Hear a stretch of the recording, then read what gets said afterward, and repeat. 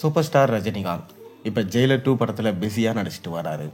இந்த ஜெயிலர் 2 படத்துடைய இடைவெளி நேரத்தில் இமயமலைக்கு பயணம் சென்றுட்டு வராரு சூப்பர் ஸ்டார் ரஜினிகாந்த்.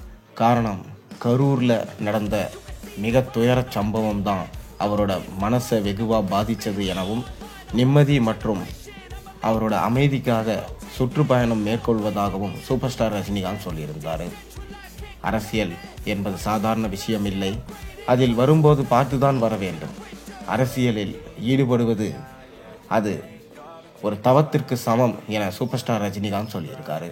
மேலும் விஜய் அவர்கள் தற்போது கரூரில் அரசியல் பிரச்சாரத்தை நடத்தியிருந்தார். அதில் 41 பேர் உயிரிழந்த சம்பவம் நாட்டையே உலுக்கியது. மேலும் இந்த கரூர் சம்பவத்தில் விஜய் அவர்கள் இன்னும் அந்த உயிரிழந்த குடும்பத்தை போய் சந்திக்கல. அது மிக பெரும் பிரச்சனையாக இருந்திருக்கு.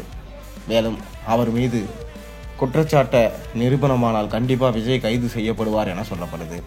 ஆனால் சூப்பர் ஸ்டார் ரஜினிகாந்தோ, விஜய் அவர்களே நீங்கள் சீக்கிரம் மக்களை சென்று சந்தியுங்கள் என சூப்பர் ஸ்டார் ரஜினிகாந்த் சொல்லியிருந்தார். ஆனால் சூப்பர் ஸ்டார் ரஜினிகாந்தோ அவர் மனசு பொறுக்காம அவரே மக்களை சென்று சந்தித்திருக்காராம்.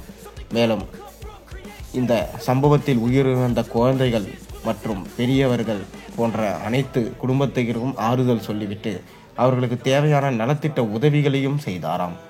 மேலும் சூப்பர் ஸ்டார் ரஜினிகாந்த் ரசிகர்கள் மன்றம் சார்பாக அவர்களும் பண உதவியும் மேலும் பொருட்கள் அது போன்ற உதவியும் செய்ததாக தற்போது தகவல்கள் வெளிவந்த வண்ணம் இருக்கிறது. ஆனாலும் இன்னொரு பக்கம் சூப்பர் ஸ்டார் ரஜினிகாந்த் அப்படி செய்பவர் அல்ல, அவர் யாருக்கும் உதவி செய்பவர் இல்லை என ஒரு பக்கம் பேச்சுகள் அடிபட்டு கொண்டிருந்தாலும், இல்லைப்பா, சூப்பர் ஸ்டார் ரஜினிகாந்த் கண்டிப்பாக மக்களுக்கு உதவி செய்தார்.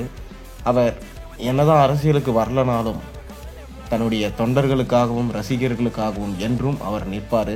அவருடைய வயதின் காரணமாக தான் அவர் அரசியலுக்கு வரல என ஒரு பக்கம் பேச்சுகள் ஓடிக்கொண்டிருக்கு. இப்படி தொடர்ந்து விஜய்க்காக ரஜினி குரல் கொடுக்கறத பார்த்தா விஜயோடைய அரசியல் பிரவேசத்திற்கே ரஜினி தான் காரணமோ என தெரிய வந்திருக்கு. மேலும் கண்டிப்பாக விஜய் அவர்களுக்கு பக்கபலமாக ரஜினி இருப்பார் என்பதை நம்மால் இந்த விஷயத்தின் மூலமாக உணர முடிகிறது.